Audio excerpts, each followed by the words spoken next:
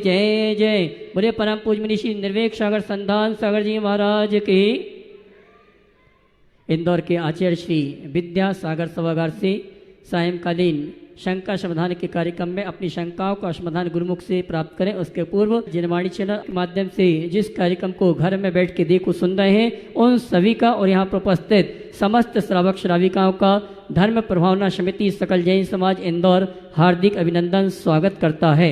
चलते हैं प्रतिदिन की भांति परम पूज्य मुनिवर के श्री चरणों में नमन करते हुए आशीर्वाद प्राप्त करेंगे और निवेदन करेंगे। शंका समाधान के कार्यक्रम के लिए दोनों हाथ जोड़ लेंगे, मेरे साथ बोलेंगे हे मुनिवर नमोस्तु नमोस्तु नमोस्तु। और आइए गुरुवर के आशीर्वाद से हम और आप अपनी शंकाओं का समाधान प्राप्त करें। उसके पूर्व मैं उन परिवारों के नामों की घोषणा यहाँ से कर रहा हूँ जिन्होंने आज गुणायतन से जुड़ने का अवसर सौभाग्य प्राप्त किया है। निर्माण निधि के रूप में पंकज जी, प्रेमचंद जी घाटे, मीना जी पंकज जी, रचित पंकज जी, शोमा जी रचित जी, रुचिका जी अजय, आहाना घाटे इंदौर, इन्होंने निर्माण निधि के रूप में गुणायतन से जुड़ने का अवसर प्राप्त किया। इसी क्रम में श्रीमान शैलेंद्र जी, शाश्वत जी, सिद्धिसा जैन टीकमगढ़, अरिहंत जैन, सुपुत्र सुनील कुमार जी जैन बेंगलोर, श्री अंकित जी श्रवी शेट्टी कनाडा, श्रीमती रुचिता जैन धर्मपत्नी श्री धर्मवीर जैन न्यू दिल्ली, इन्होंने निर्माण निधि के रूप में गुणायतन से जुड़ने का अवसर प्राप्त किया। मैं चाहूँगा इनके भावों की अनुमोदना के लिए जोरदार ताली बजाकर इनका सम्मान करें। और आइए इसी क्रम में जिन्होंने सूत्रधार के रूप में गुणायतन से जुड़ने का अवसर प्राप्त किया है ऑनलाइन, स्वर्गीय प्रफुल्ल कुमार जी वर्धमान आहाले की स्मृति में श्रीमती चित्ररेखा जी, प्रफुल्ल कुमार जी आहाले पुषद यवतमाल महाराष्ट्र, स्वर्गीय सचिन जी, स्वर्गीय सुनीता जी इनकी स्मृति में श्रीमती सदा रानी जी धर्मपत्नी स्वर्गीय शीलचंद जी, सुमन जी, संध्या जी, अंजना जैन दमोह, इन्होंने गुणायतन में सूत्रधार के रूप में जुड़ने का अवसर प्राप्त किया है। मैं चाहूँगा इनके सम्मान के लिए आप जोरदार ताली बजाकर इनका सम्मान करें। इसी क्रम में निर्माण नायक के रूप में गुणायतन से जुड़ने का अवसर प्राप्त किया, जो पहले गुणायतन में स्तंभ के रूप में जुड़े थे, आज निर्माण नायक के रूप में जुड़े हैं श्रीमान निशित जी, श्रीमती बबीता जी, अतिशय जी, आयांश जी बेंगलोर। और चाहूँगा इनके सम्मान के लिए आप जोरदार ताली बजाकर इनका सम्मान करें।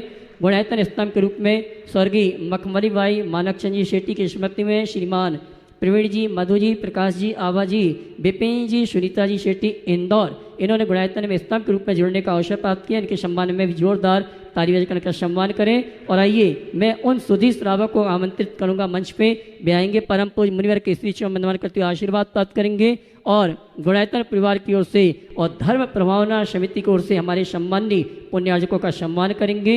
सूत्रधार के रूप में श्रीमान अनिल कुमार जी जगजोत सिंह, श्रीमती लक्ष्मी देवी जी, दीपक जी, अनिल जी जैन दिल्ली हमारे बीच उपस्थित हैं। मैं सम्मान सहित आमंत्रित करूंगा, वे आए परम पूज्य मुनिवर के श्री चरण में नमन करते गुरुवंदना का सौभाग्य प्राप्त करेंगे।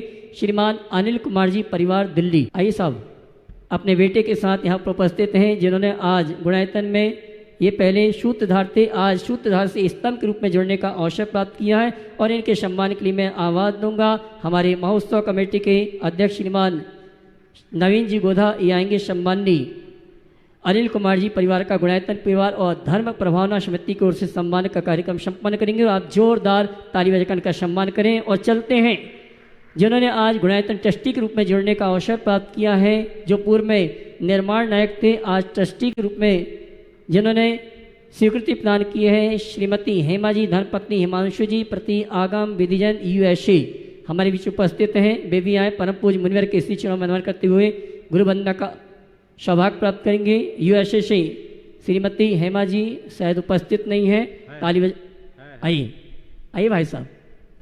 श्रीमती हेमा जी धर्मपत्नी हिमांशु जी प्रति आगम विधि जैन USA और इनके सम्मान के लिए मैं आवाज़ दूंगा। हमारे यजमान परिवार से श्रीमान मुकेश जी पाटौदी शिरोमणि संरक्षक गुणायतन ये आएंगे, साथ में अशोक जी शास्त्री आएंगे, हमारे श्रीमान श्रीमती हेमा जी परिवार का गुणायतन परिवार की ओर से सम्मान करने के लिए। और आप जोरदार ताली बजाकर इनका सम्मान करें। और आइए अगले गुणायतन ट्रस्टी के रूप में आमंत्रित करूंगा श्रीमान भरत कुमार जी हिम्मत लाल जी, श्रीमान दीप जी भरत कुमार शाह बड़ोदरा गुजरात हमारे बीच उपस्थित हैं, जिन्होंने आज गुणायतन ट्रस्टी के रूप में जुड़ने का अवसर प्राप्त किया। और इनके सम्मान के लिए मैं आवाज़ दूंगा।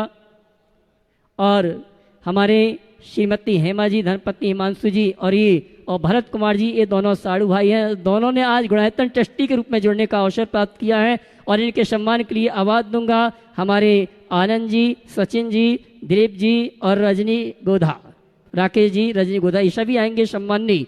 हमारे भरत कुमार जी, हिम्मत जी सह परिवार, उनका गुणायतन परिवार की ओर से सम्मान का कार्यक्रम संपन्न करेंगे और मैं चाहूँगा आप जोरदार ताली बजाकर सम्मान करें। और यही चलते हैं हम और आप आगे के शंका समाधान के कार्यक्रम के संचालन की मैं सम्मान सहित निवेदन करूंगा शुल्लक श्री स्वरूप सागर जी महाराज से आगे के कार्यक्रम के संचालन के लिए दोनों हाथ उठा के जयकारा लगाएंगे।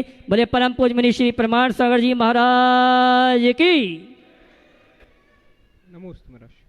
शंका समाधान के आज के इस सत्र में प्रथम प्रश्न के लिए आमंत्रित हैं सीमा जी मुंबई से और इनके बाद तैयार रहेंगे विजय जी सरावगी कोलकाता, जो कि गुणायतन के शिरोमणि संरक्षक हैं। मैं बॉम्बे से। मेरे ससुर जी आपका टीवी में ये प्रोग्राम देखते सुबह और शाम, तब मेरी नज़र आपके भावना योग पे गई और उसका पॉजिटिव रिजल्ट देखा मैंने, कितने जन को बहुत फ़र्क पड़ा इससे। और आप तो मेरे सासू जी जो बिस्तर पे हो गए थे, तो उनको मैंने बोला कि आप ये करो चालू, तो आज वो भी चलते फिरते हो गए, उनको बहुत फ़र्क पड़ा। बस तब से मेरे मन में थी कि मैं एक बार आपसे दर्शन करूं और आभार प्रकट करूं और कृतज्ञता रखूं। पर एक बात जरूर बोलूँगी, आपके प्रवचन इतने मोटिवेशनल होते हैं कि हमको हमारी लाइफ में संबल देते हैं आगे बढ़ने के लिए, ना कि पीछे जाने के लिए। और एक बात है, जो आपका भावना योग है वो हमारे लिए इन्हें कष्टाई से दूर करता है, आर ध्यान से दूर करता है और समय को बचाता है, क्योंकि वो प्रॉब्लम ठीक हो जाती है। तो हम आपके और धर्म में और आगे बढ़ते हैं उस चीज़ में। तो आपके लिए कृतज्ञता 100%, आभार।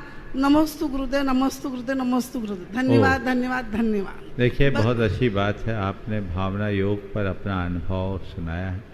बहुत अच्छा होगा कि आप अपने इस अनुभव को लिख करके भेजें, पूरा डिटेल सही, और आपके सास ससुर की रिपोर्ट में जो परिवर्तन आया वो भी साथ में दे रिपोर्ट के साथ, ताकि और लोगों के लिए वो काम में आ सके। और जो आगे भावना योग पर पुस्तक तैयार की जा रही है उसमें उसका उपयोग किया जा सके, है ना। तो आप बिल्कुल करिए, अपना नाम पता ले करके। और आपके माध्यम से मैं सभी से कहता हूँ, जिनको भी भावना योग से किंचित भी लाभ मिला है, तथ्यात्मक तरीके से संक्षेप में वो लिख करके भेजें और अपनी वीडियो बना करके भी भेजें, प्रमाणिक ऐप में डाल दें। ये बहुत लोगों के लिए उपयोगी होगा। और आप चाहते हैं कि पूरे विश्व के लोगों की समस्याओं का समाधान हो, तो जैसे आप स्वयं भावना योग कर रहे हैं, वैसे ही और लोगों को भी भावना योग करने के लिए प्रेरणा दें। वर्तमान में भावना योग का एक नया प्रयोग चल रहा है। अभी प्रतिदिन कल से ही भावना योग की शुरुआत हुई है, जो लगातार 3 महीने तक होगी। उन सब लोगों की जांच भी हुई है और समय समय पर उनकी जांच होगी। 3 महीने तक पूरा कोर्स करने के उपरांत उनकी पुनः जांच होगी और उसके आधार पर एक बहुत अच्छी रिपोर्ट तैयार होगी। तो मैं सभी लोगों से कहना चाहता हूँ, जो भी लोग उसमें जुड़ रहे हैं उसमें अपनी तत्परता बनाए रखें, नियमितता बनाए रखें, ताकि उससे एक तथ्यात्मक रिपोर्ट पहुंच सके। सभी को आशीर्वाद। मैंने भी आज बुक्स खरीदी और सब 8-10 बुक्स ली और सबको देने के लिए। और एक किडनी का प्रॉब्लम हुआ तो उनको भी कितनों को मैं बोलती भावना योग करो, भावना योग करो। आप अपना प्रश्न गुरु चरणों में रखेंगे विजय जी सरावगी कोलकाता, जो कि गुणायतन के शिरोमणि संरक्षक हैं और धर्म प्रभावना समिति उनका वहीं जाकर सम्मान कर दें। अगले प्रश्न के लिए तैयार हैं डॉक्टर सुहास मोनिका जी शाह, मुंबई। नमोस्तु गुरुदेव, नमोस्तु भगवान। भगवान, मेरा प्रश्न है, यदि आत्मा का अस्तित्व है, वो अविनाशी है, तो भला वो नाशवान शरीर में कैसे वास करती है और हमें दिखाई क्यों नहीं देती? क्या वास्तव में आत्मा होती है? आत्मा का स्वरूप अविनाशी है तो नाशवान शरीर में कैसे प्रवेश कर गई?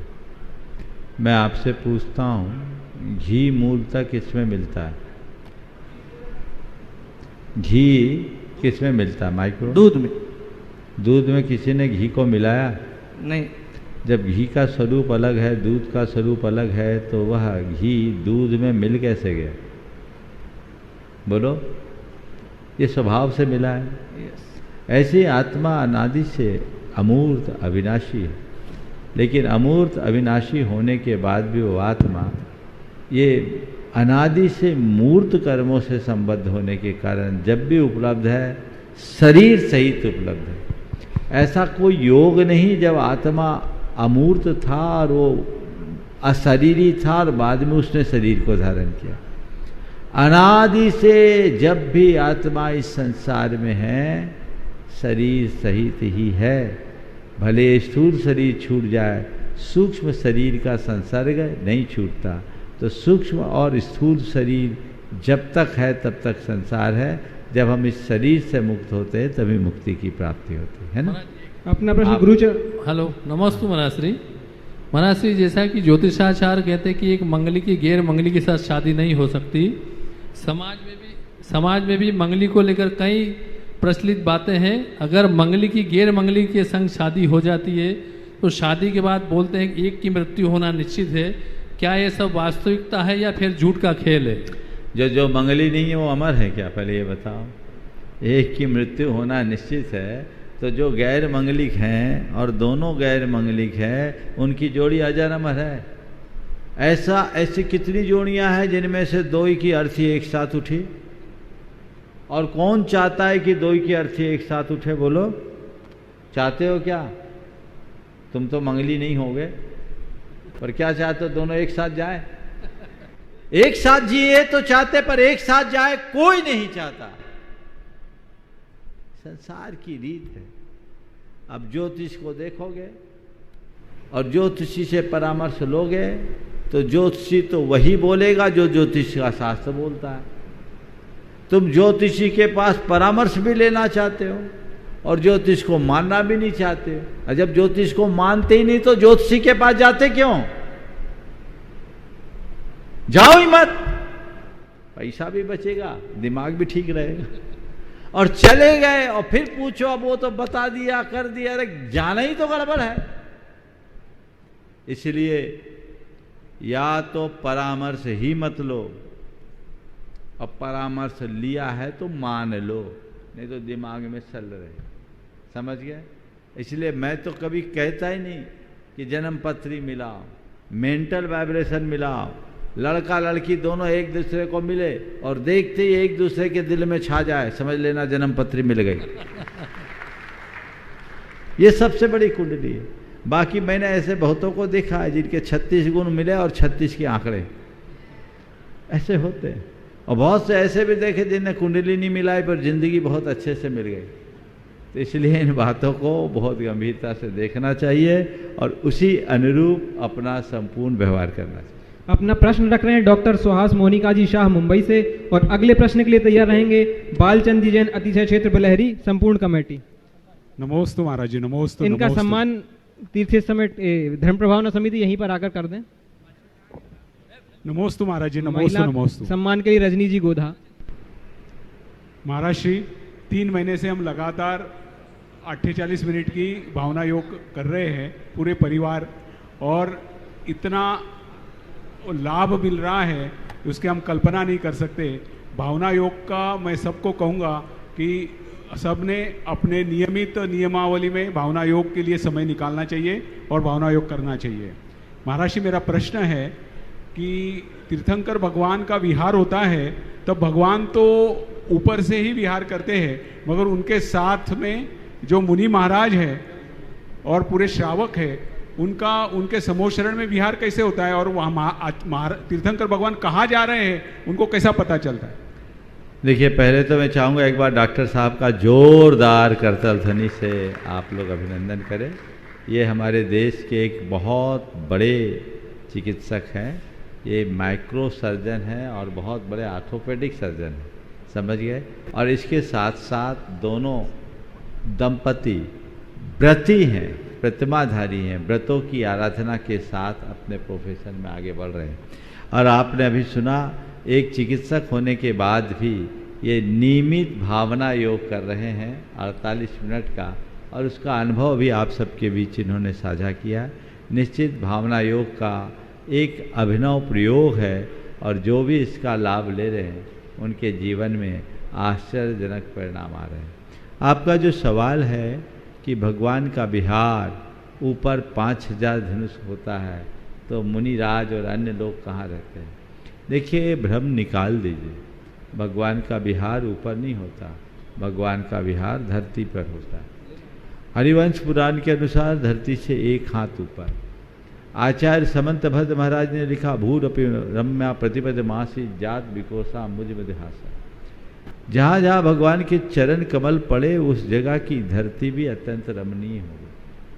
तो भूरपि रम्या प्रतिपद मासी जात विकोसा मुझ मद हासा, ऐसा जैसे कि अभी तुरंत तुरंत कमल खिला है और उसकी मृदु हास जैसे निकले वैसे। इसलिए ऐसा बिल्कुल मत समझना।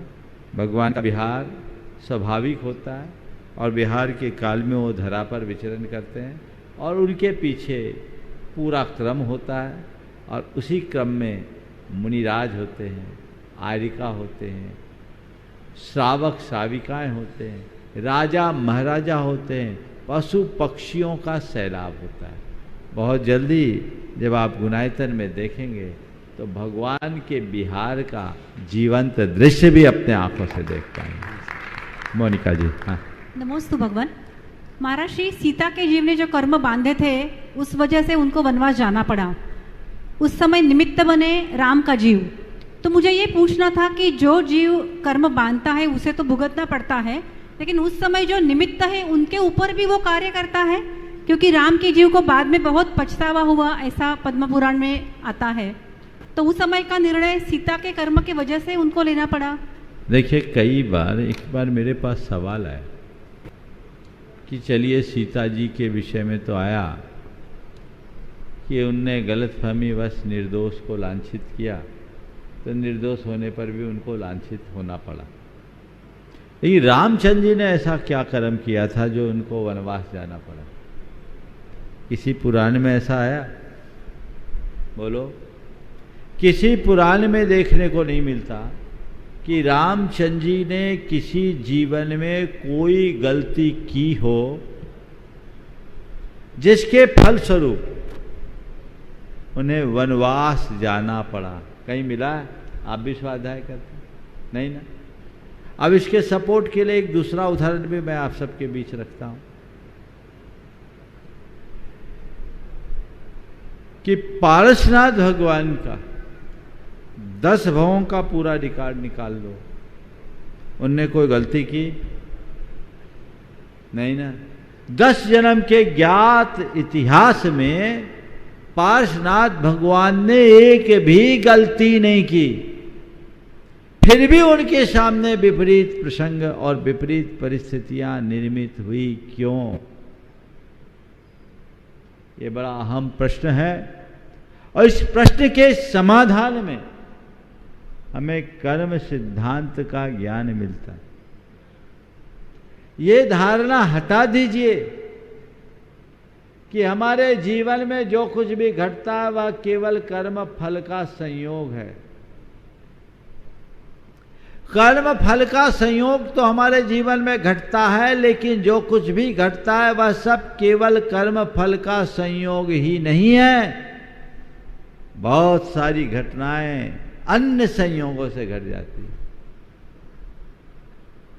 रामचंद्र जी के साथ ये सब कुछ हुआ, वह एक संयोग था। और मैं तो समझता हूं ये संयोग नहीं होता तो रामचंद्र जी राम नहीं बने होते। ये बताओ, रामचंद्र जी का वनवास नहीं होता तो क्या होता? वो अयोध्या के राजा बनते। यही होता है ना। और अयोध्या के राजा बनते तो रामायण भी नहीं बनती।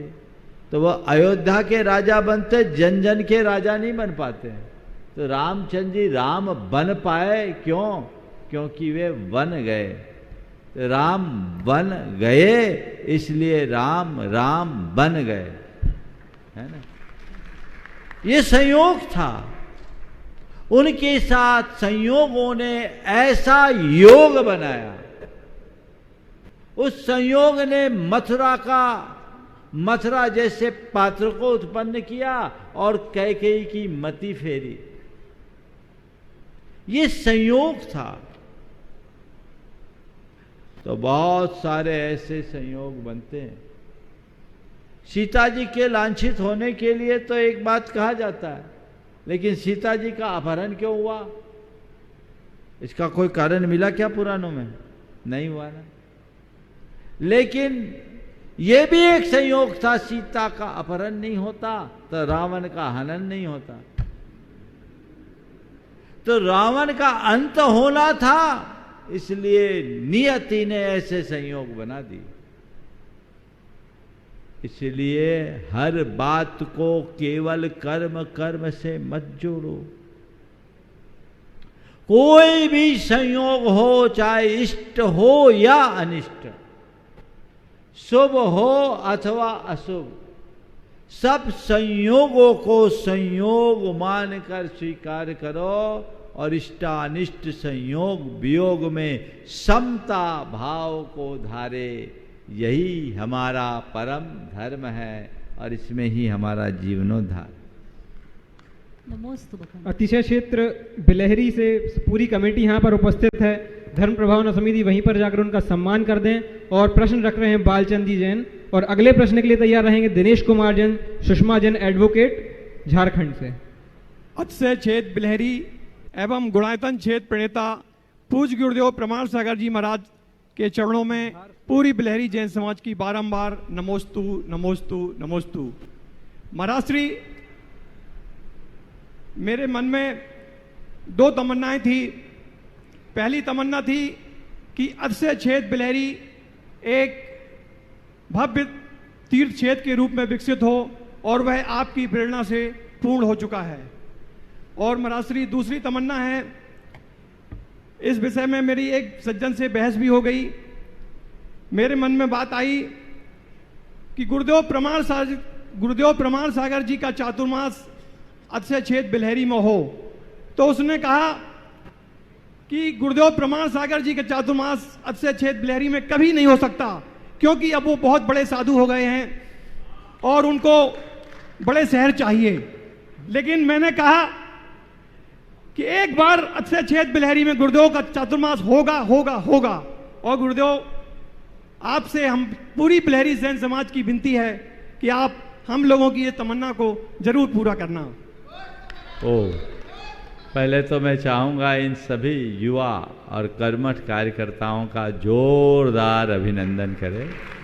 बंधुओं, ये बहुत थोड़े से लोग हैं, लेकिन इन थोड़े से लोगों ने जो काम किया है ये बड़े बड़े लोग भी नहीं कर सकते। बिलहरी कटनी से 15 किलोमीटर की दूरी पर स्थित एक छोटा सा स्थान है जो कभी मंदिरों की नगरी के रूप में जाना जाता था। ऐसा कहा जाता है कि वहाँ की जो सड़क बनी है वो मूर्तियों के अवशेषों से बनी। एक ज़माने में वहाँ 100 से अधिक मंदिर थे। आज भी 20 मंदिर के अवशेष वहाँ दिखाई पड़ते हैं। और वहाँ भूगर्भ से 32 जिन बिंब प्रकट हुए थे, जिनकी प्रतिष्ठा 2020 दिसंबर में हमने कराई, और वो मंदिर आज भव्य स्वरूप को प्राप्त किया हुआ है। और मैं आप सबसे ये भी कहना चाहूँगा, भारत का एकमात्र ऐसा जिनालय जिसमें विश्व के सबसे प्राचीनतम बाहुबली भगवान की 2 प्रतिमाएं, 8वीं शताब्दी की प्रतिमाएं, अद्भुत है। आप जरूर दर्शन करें। जिन लोगों ने भी अभी तक अतिशय क्षेत्र बिलहरी का दर्शन नहीं किया, उन्हें एक बार अपने यात्रा के क्रम में जरूर जाना चाहिए। वहाँ आपको एक अनिर्वचनीय आनंद की अनुभूति होगी।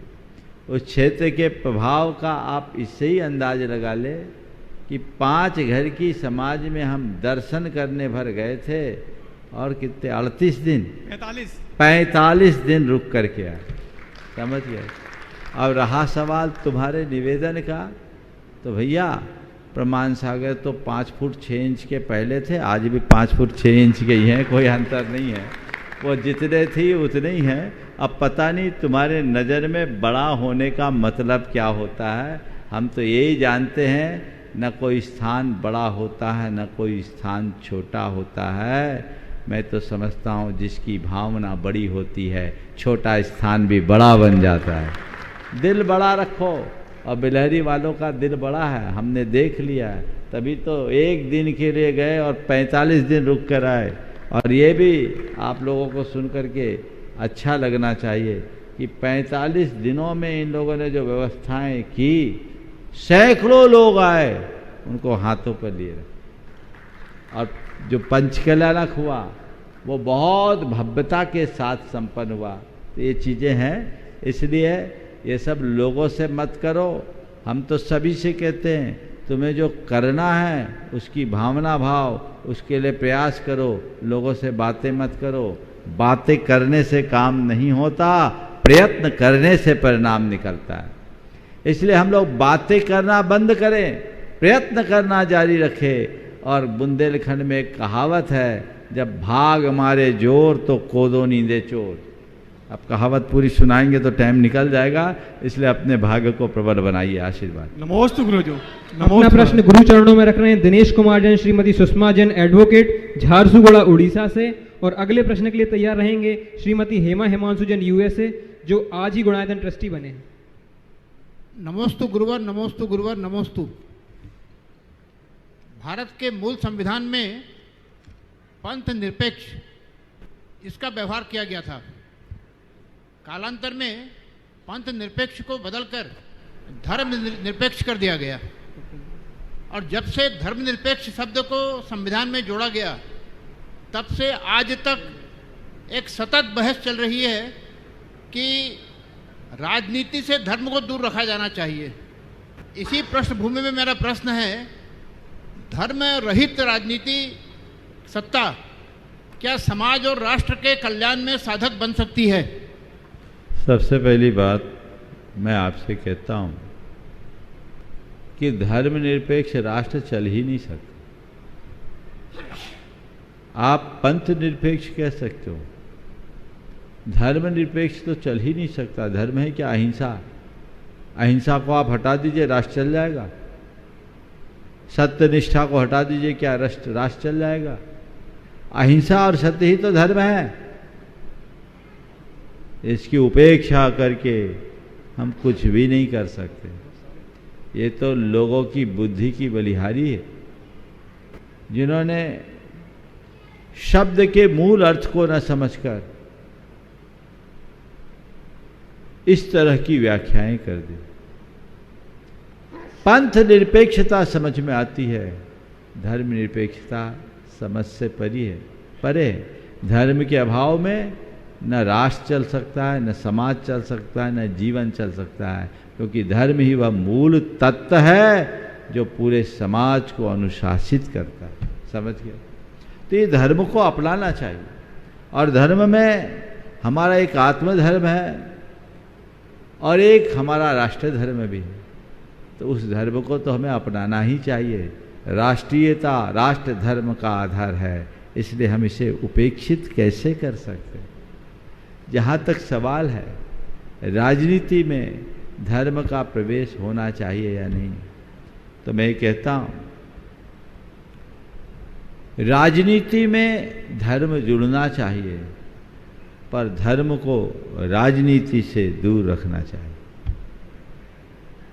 राजनीति में धर्म जुड़ना चाहिए, लेकिन धर्म को राजनीति से दूर रखना चाहिए। राजनीति से जब धर्म जुड़ता है तो रामायण की रचना होती है, और धर्म में जब राजनीति प्रविष्ट होती है तो महाभारत मचता है। समझ गए? देश को रामायण की जरूरत है। राजनेताओं को अपनी नीतिमत्ता को बनाए रखने के लिए धर्म गुरुओं की शरण जरूर लेनी चाहिए। और भारत की ये परंपरा रही कि बड़े बड़े राजा महाराजाओं ने भी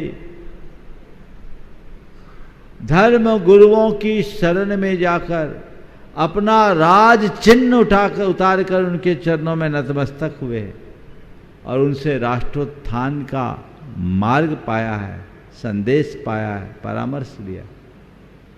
चंद्रगुप्त मौर्य ने चाणक्य की शरण की पाई और देश में इतने बड़े साम्राज्य को स्थापित किया। तो ये हमारे देश की संस्कृति है, हमारी पहचान है, परंपरा है, हमें इसे कायम रखकर चलना चाहिए। अपना प्रश्न गुरु चरणों में रख रहे हैं श्रीमती हेमा हिमांशु जैन, यूएसए, और साथ में ही आ जाए भरत भाई हिम्मत भाई शाह बड़ौदा से, जो दोनों आज गुणायतन ट्रस्टी बने हैं।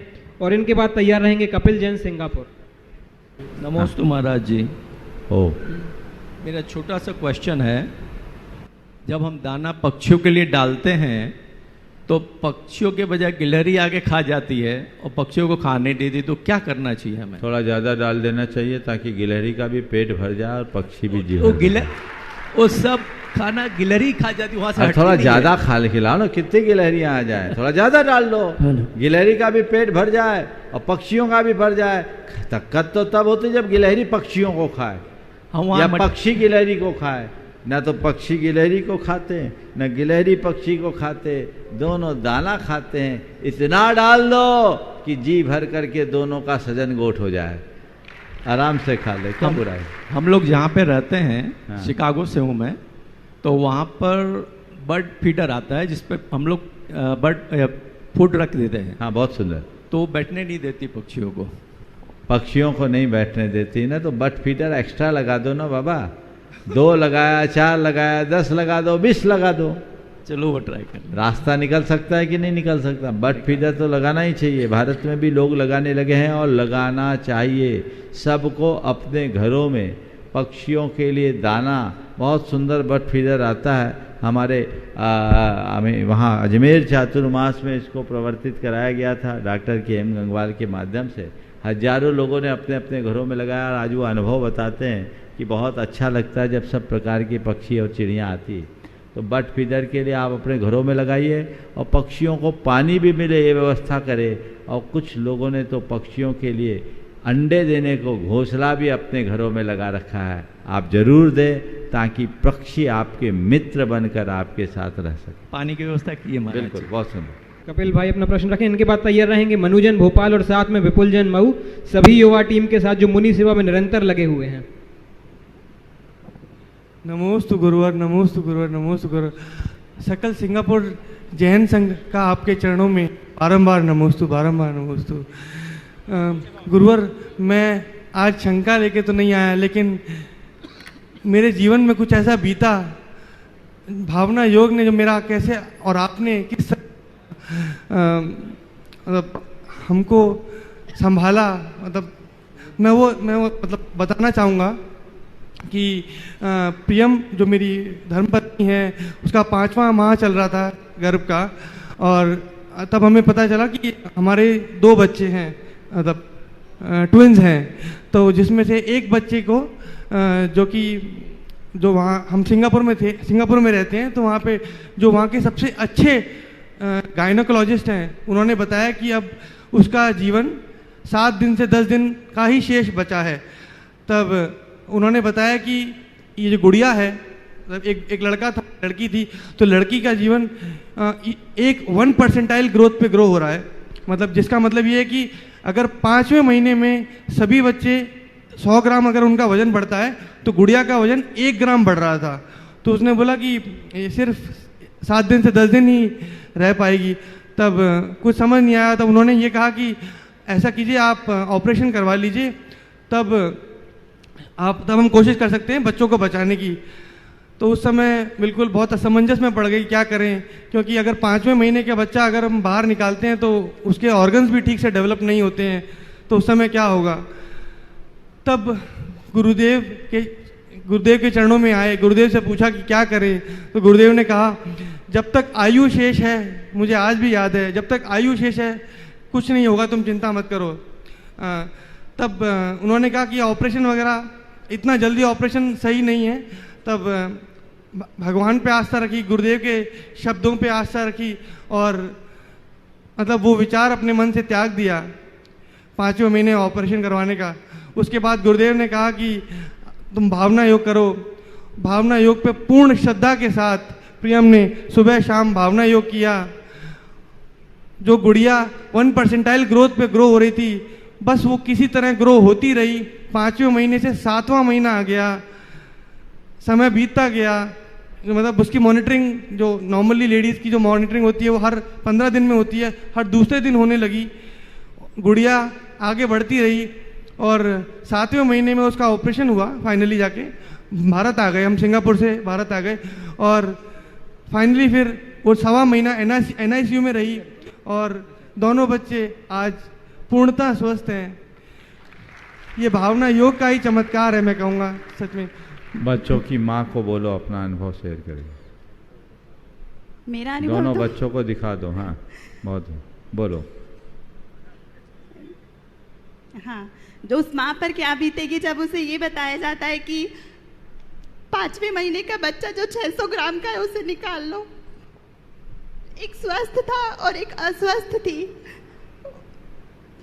सिंगापुर जैसे अच्छे बड़े से बड़े इतने बड़े कंट्री में जाकर के भी अगर डॉक्टर ये कहता है कि ये गुड़िया नहीं बच सकती और आप भारत चले जाइए क्योंकि आप नहीं यहाँ पर उसे बचा पाएंगे या इतना खर्च नहीं उठा पाएंगे, तब जब गुरुदेव से बात हुई हमारी तब उन्होंने कहा कि चिंता की कोई बात नहीं है, आप सिर्फ भावना योग करें, 3 बार करें और पूरी श्रद्धा के साथ करें। ज़रूर अगर उसकी आयु शेष है तो कोई कुछ नहीं कर सकता।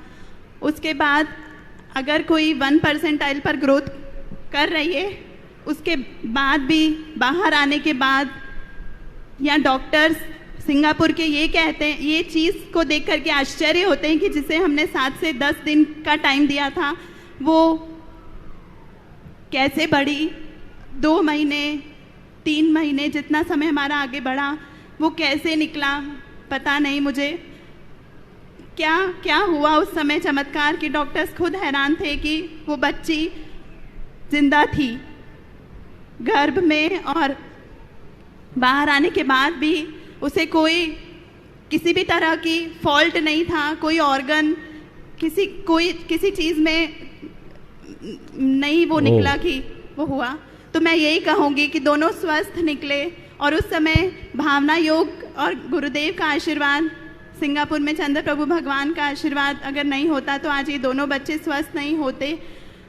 मैं सबसे यही कहूँगी कि गर्भवती महिला हमेशा आप चाहे कुछ भी हो 10 मिनट का छोटा सा भावना योग होता है, वो अपने जब भी आप कम से कम 1 बार 2 बार 3 बार जितनी बार कर सकते हैं उसे ज़रूर करें। उससे पॉजिटिविटी रहती है और उसे ज़रूर करना चाहिए, बहुत ताकत है उसमें। देखिए बंधुओं, ऐसा एक नहीं सैकड़ों लोगों का अनुभव है। डॉक्टरों ने अबॉर्शन करने की सलाह दे दी, ऑपरेशन करने की सलाह दे दी। कईयों का तो बोला बच्चों का हार्ट बीट ही नहीं है, लेकिन उनने भावना योग किया और आज अपने पूरी तरह से सक्षम समर्थ संतान युगल को जन्म दिया। देखिए 2-3 केस तो ऐसे आए जिनके 4-5वें महीने में ब्लीडिंग शुरू हो गई, उनके भी ट्विंस हुए। तो ये अनुभव है, आप इस अनुभव को सामने देखिए और इसे अपने जीवन का अनुभव बनाइए। सश्रद्धा इसे अपनाइए, न केवल स्वयं कीजिए अपितु औरों को भी प्रेरणा दीजिए। एक बार कपिल और प्रियम का जोरदार अभिनंदन और उन दोनों बच्चों के लिए अपनी शुभकामनाएं देते हुए जोरदार अभिनंदन करें। ये बोलिए प्रमाण सागर जी महाराज की जय। अपना प्रश्न गुरु चरणों में रख रहे हैं मनु जैन, भोपाल, विपुल जैन, मऊ और सब पूरी युवा टीम जो मुनि सेवा में निरंतर लगी हुई है। और इनके बाद तैयार रहेंगे रत्नेश जैन जी दुबे, गजेंद्र जी मित्तल, विजय जी जैन, राहुल जैन एवं पूरी RSS टीम। नमोस्तु महाराज जी, मेरा प्रश्न ये है कि दिवाली का जैन धर्म में क्या महत्व है और भगवान महावीर के मोक्ष के प्रति प्राप्ति का दिवाली से क्या संबंध है? देखिए दीपावली भारत का एक बड़ा महत्वपूर्ण पर्व है। ये एक लोक पर्व भी है और एक धार्मिक पर्व भी है।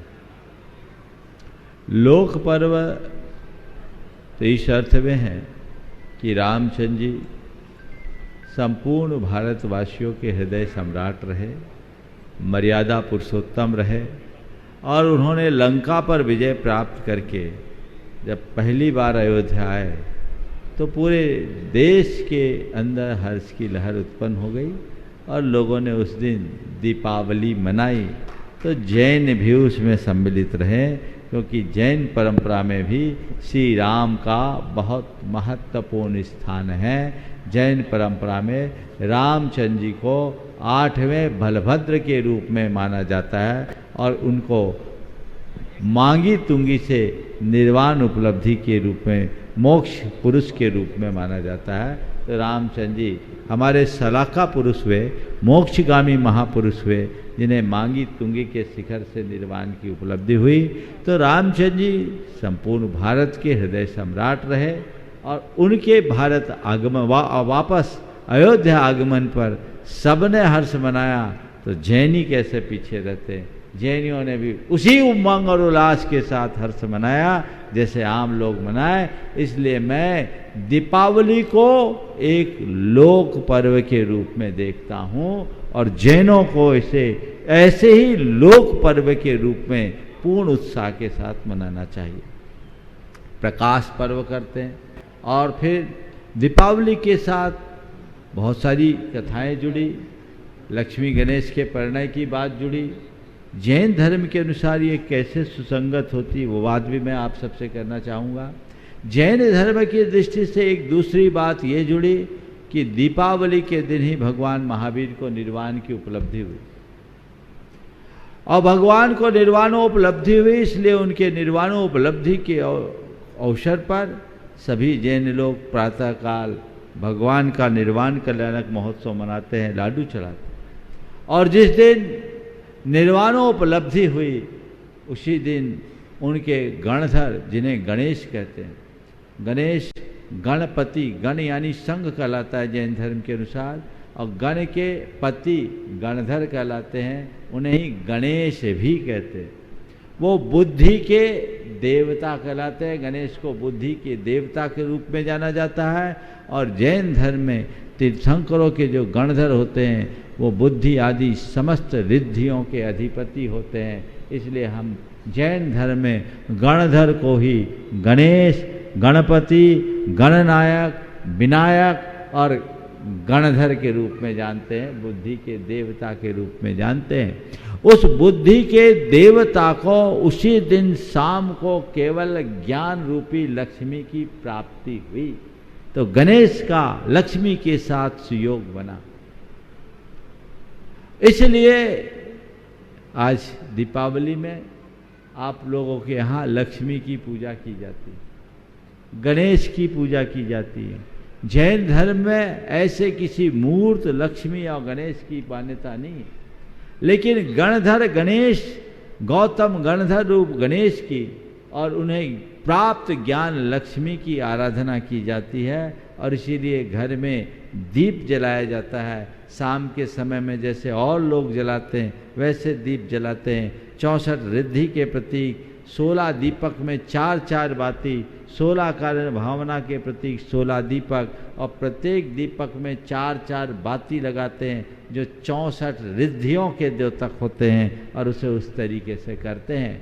तो जो धार्मिक मान्यताएं हैं उन्हें धार्मिक तरीके से हमें अपनाना चाहिए और जो लोक मान्यता है उसे हमें लोक मान्यता के अनुसार करना चाहिए। ये बात कहना कि जैनियों का दीपावली से कोई संबंध नहीं है, गलत बात है। जैनियों का दीपावली से वही संबंध है जो आम जन का है, क्योंकि दीपावली भगवान महावीर के पहले भी मनाई जाती रही है और रामचंद्र जी बहुत पहले हुए, वो मुनि सुब्रतनाथ भगवान के काल में हुए, तब से मनाया गया है और जैनियों ने उसे बहुत उत्साह के साथ मनाया।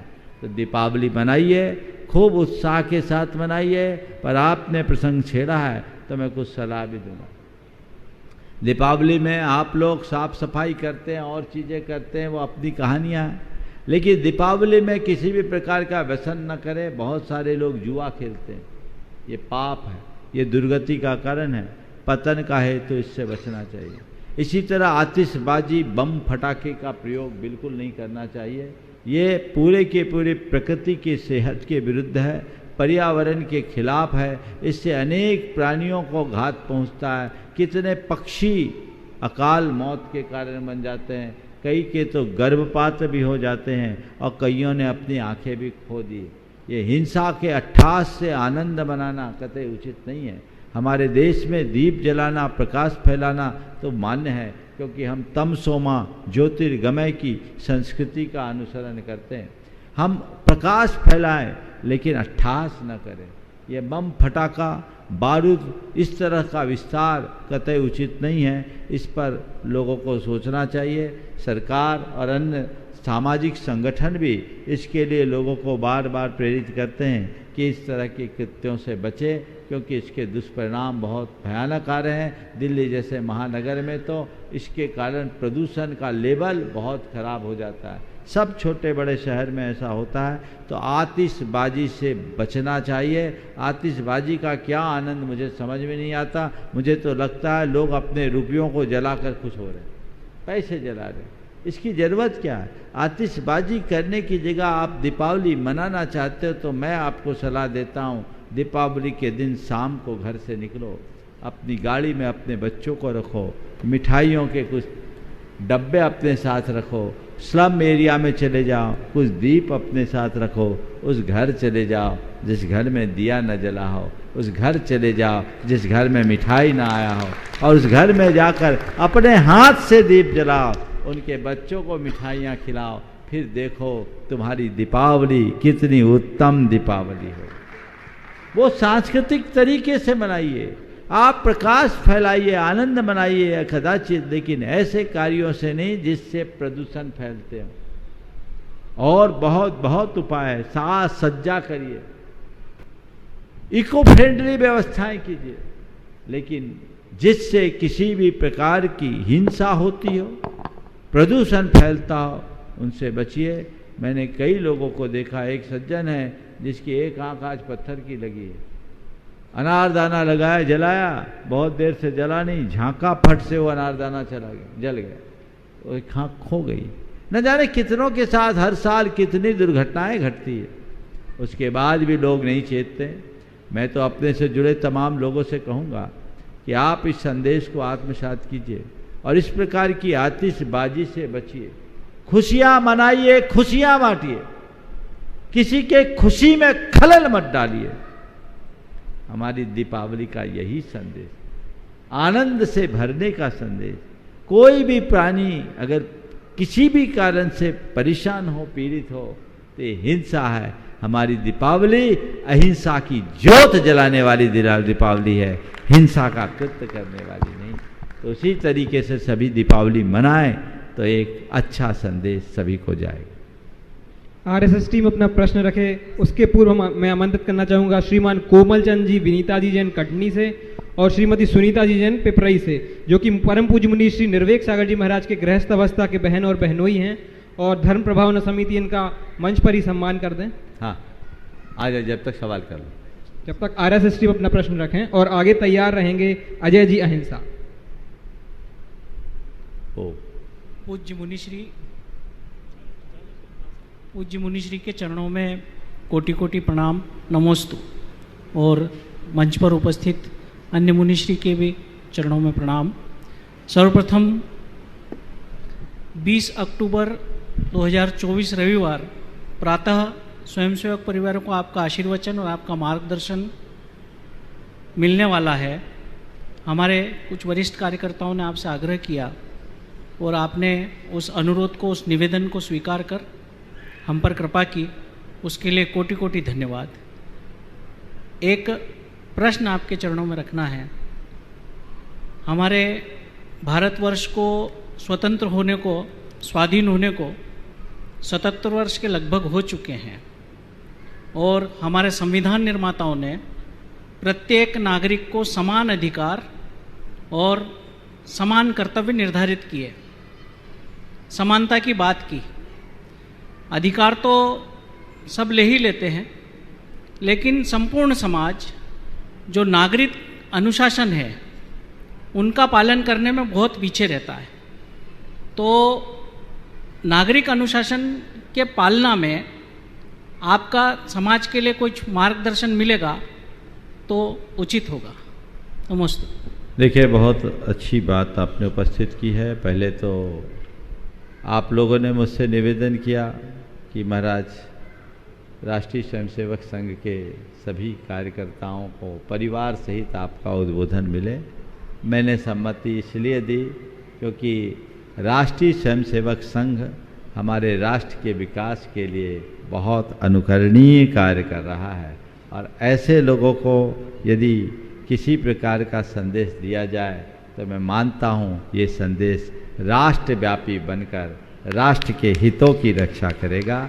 और हमने इसी भाव से आप लोगों के अनुरोध को स्वीकार करके इस कार्यक्रम की सम्मति दी है। और ये कार्यक्रम बहुत बृहद आयोजन है, जैसे मुझे जानकारी मिली। मैं समस्त श्रद्धालुओं से भी कहूँगा इस कार्यक्रम में आप सबकी भी सहभागिता पूरी तत्परता और उमंग के साथ होनी चाहिए, बढ़ चढ़ करके आपकी सहभागिता होनी चाहिए। आपने जो सवाल किया नागरिक अनुशासन के प्रति आपका क्या दृष्टिकोण? देखिए, व्यक्ति के अंदर नागरिकता तो होनी ही चाहिए, और नागरिक अगर अनुशासित होंगे तभी हम अपने राष्ट्र और समाज को सही अर्थों में सुरक्षित रख पाएंगे और उसके सौंदर्य को अखंडित रख पाएंगे। जहाँ तक राष्ट्र के विधान का सवाल है, मैं इस बात का स्पष्ट रूप से इस बात पर अपना अभिमत प्रकट करता हूँ, एक राष्ट्र एक कानून होना चाहिए, सबके साथ एक समान भाव होना चाहिए, समानता का भाव होना चाहिए, समानता का अधिकार होना चाहिए, और समानता के साथ ही सबको लेकर चलना चाहिए। नागरिकों के अंदर अपने नागरिक कर्तव्यों के प्रति जागरूकता होनी चाहिए और उन्हें अपने राष्ट्र के हित को सर्वोपरि मानकर चलने की कोशिश करनी चाहिए। जैन धर्म में सदैव इस बात पर बल दिया गया कि राष्ट्र हित के लिए आप सर्वोपरि स्थान दीजिए। आत्महित से ऊंचा राष्ट्रहित है। मैं आपको एक बात बताना चाहता हूं, और ये बात पूरे विश्व में जानी चाहिए। जैन धर्म में मुनियों के लिए ऐसा कहा गया कि कोई मुनि बना है तो कुछ खास कारणों के उपस्थित होने पर वह अपनी मुनि मुद्रा को छोड़कर वापस गृहस्थ हो सकता है। उसमें उसकी अस्वस्थता होने पर, परिवार को उसकी आवश्यकता होने पर, शारीरिक और मानसिक रूप से अक्षम हो जाने पर, ये सब कारण तो बताए, लेकिन एक सबसे विशिष्ट उल्लेखनीय कारण राष्ट्र को उसकी आवश्यकता होने। एक मुनि यदि प्रतिभाशाली मुनि है, प्रभावशाली मुनि है, प्रतापी और पराक्रमी मुनि है, उस मुनि को अगर राष्ट्र पर कोई संकट है, राष्ट्र की उसकी कोई आवश्यकता है, तो पिछी कमंडल छोड़कर तीर कमान पकड़ सकता है, तोप तलवार पकड़ सकता है, वो युद्ध के मैदान में जा सकता है, रणांगन में उतर सकता है, राष्ट्र की रक्षा के लिए अपना आत्मोत्सर्ग कर सकता है। ये बात आपको अन्यत्र देखने को नहीं मिलेगी, और ऐसा अतीत में हुआ भी है। आपके उज्जैनी में एक घटना घटी। एक राजा था, नाम मैं भूल रहा हूं, चंड प्रद्योत। वो बड़ा आतताई था, दुराचारी और विलासी किस्म का था। उसने क्या किया, एक साध्वी को अपनी रानी बना दिया। चंड प्रद्योत राजा ने जब एक साध्वी को अपनी रानी बनाया, इससे पूरे राष्ट्र के लोग बहुत दुखी हुए, पर उसके डर से कोई कुछ बोलने को हिम्मत नहीं रखता। तो उसी समय एक दूसरे मुनि थे जो कभी उज्जैनी के सेनापति होते थे। वो मुनि बन गए, नाम मैं भूल रहा हूं, नागहस्ती नाम था यार, आचार्य सुहस्ती, नाम मैं भूल रहा हूं, इतिहास की बात है। उनको जब मालूम पड़ा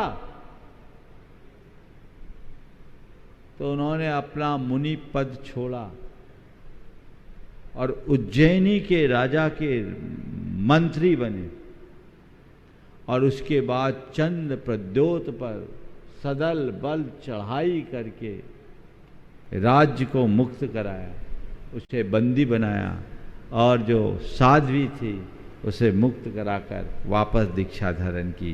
ये जैन धर्म की पहचान है और राष्ट्र को हमेशा हमेशा के लिए आज़ाद करा। तो नागरिक कर्तव्य क्या है, इसे हमें अच्छे से समझना चाहिए और नागरिकता को आत्मसात करना। मुनीश्री के परिजनों के सम्मान में एक बार जोरदार करतल ध्वनि कर दें आप लोग। और अपना प्रश्न रख रहे हैं अजय जी हंसा और इनके बाद तैयार रहेंगे महेंद्र संध्याजन महेंद्रगढ़ से।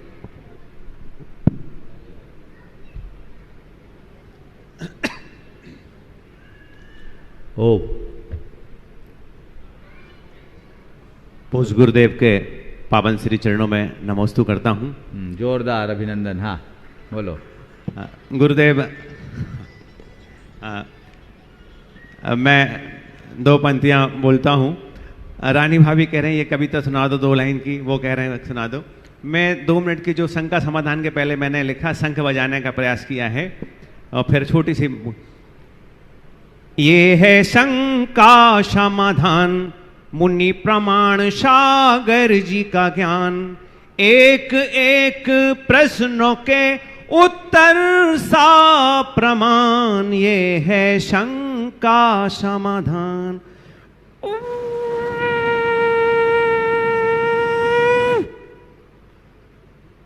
गुणायतन प्रणेता, भावना योग प्रणेता परम पूज्य मुनि श्री प्रमाण सागर जी महाराज के पावन चरणों में त्रिवार पूर्वक नमोस्तु नमोस्तु नमोस्तु। अटेंशन प्लीज यात्रीगण, ध्यान दें, संसारपुर से मोक्ष मार्ग की ओर जाने वाली प्रमाण सागर एक्सप्रेस अपनी निर्धारित समय से चल रही है। जिस किसी भी यात्री को संसारपुर से मोक्ष मार्ग की ओर जाना हो वो संयम रूपी टिकट लेकर अपनी सीट आरक्षित करा लें। ये गाड़ी उत्तम क्षमा मार्दव आर्जव सत सो संयम तप त्यागा किंचन ब्रह्मचर्य 10 धर्मों से होते हुए सम्मेशकर गुणायतन आदि सिद्ध क्षेत्र 80 क्षेत्रों से होते हुए मोक्ष मार्ग की ओर जा रही है। एक विशेष हिदायत यात्रीगण ध्यान दें, मानी छली कपटी घमंडी स्वादिष्ट भोजन करने वाले तथा मखमल की गद्दी पर बैठकर के धर्म चर्चा करने वाले टिकट की लाइन पर खड़े ना हों। धन्यवाद। और अंतिम वो हमारे राहुल भैया सुबह से लगे हैं, सचिन जी की 2 पंक्तियां सुना करके छोटा सा प्रश्न पूछता हूं। तुम 2 पंक्तियां ही सुना दो। हाँ।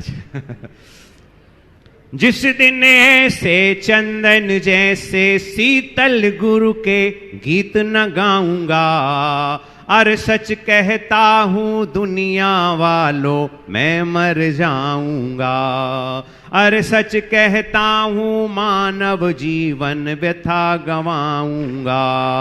मेरे गुरुवर ज्ञान गंग की गागर हैं, मेरे गुरुवर करुणा समतक सागर हैं, मेरे गुरुवर जब देखो जप करते हैं, मेरे गुरुवर जब देखो तप करते हैं। जिस दिन ऐसे हितोपदेश के गीत न गाऊंगा, अरे सच कहता हूँ दुनिया वालों मैं मर जाऊंगा। और गुरुदेव मेरा छोटा सा ये प्रश्न है कि हे गुरुदेव, आप भावना योग, आपने इतनी सारी कृतियाँ लिखी, अंतस की आंख है, दिव्य जीवन का द्वार, जैन तत्व विद्या और गुणायतन में कितने आप हर जगह इतनी सेवा दे रहे हैं। और पूरा जैन नहीं, जैन के साथ अन्य जैन समाज भी ये कहती है कि जैन समाज के श्रेष्ठ साधुओं में आचार्य विद्यासागर महाराज जी की परंपरा के श्रेष्ठ साधुओं में आपका नंबर है। मगर गुरुदेव, लोग कहते हैं कि सबसे बड़े बहुत बड़े संत हैं आचार्य पूज्य प्रमाण सागर जी महाराज, लेकिन जब आपके चरणों में आता हूँ, मैं 1990-92 में आपके साथ पैदल चला, आपके साथ खूब चला, मगर आज भी वही देखता हूँ कितनी सहजता और आपके पास सरलता है। कभी आपने अपने भक्तों को डांटा नहीं, कभी क्रोध नहीं करते, कभी गुस्सा नहीं करते। गुरुदेव, तो ये हुनर आपने कहाँ से सीखा है? ये हुनर काश सब में आ जाए, हम सब में आ जाए तो हमारा कैसे जीवन धन्य हो। नमोस्तु गुरुदेव। ओ देखो, बहुत अच्छी बात आपने की है। ये हुनर आपने कहाँ से सीखा है?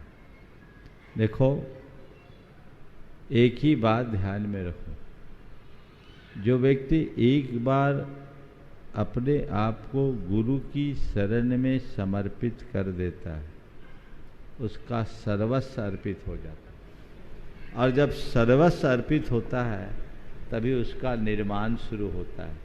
इसलिए मैं तुम्हारी बात का उत्तर 2 पंक्तियों से दूं। न कुछ हंसकर सीखा है, न ही कुछ रोकर सीखा है। न कुछ हंसकर सीखा है, न ही कुछ रोकर सीखा है। जो कुछ थोड़ा सा सीखा है, गुरु का होकर सीखा है। गुरु का होकर सीखा है।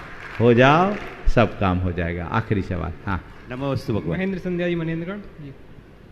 मुनि द्वय के चरणों में मनेंद्रगढ़ जैन समाज की ओर से महेंद्र जैन, संध्या जैन, हर्षित जैन, प्रिया जैन और पोते मनन जैन के नमोस्तु नमोस्तु नमोस्तु।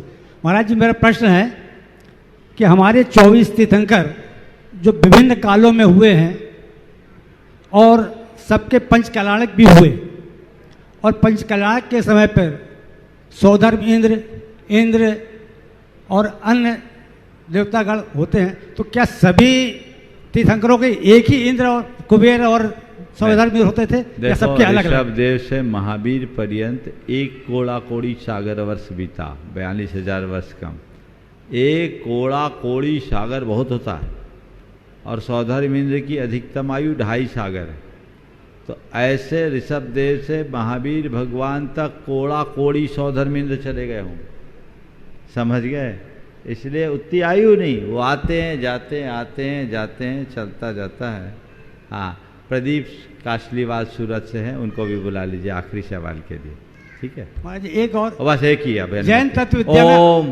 हाँ, प्रदीप जी कासलीवाल अपना सूरत उपस्थित है? हाँ, दीजिए प्रश्न रखें। हाँ, उनका बेटा पूछेगा प्रश्न, दीजिए, आगे आ जाओ।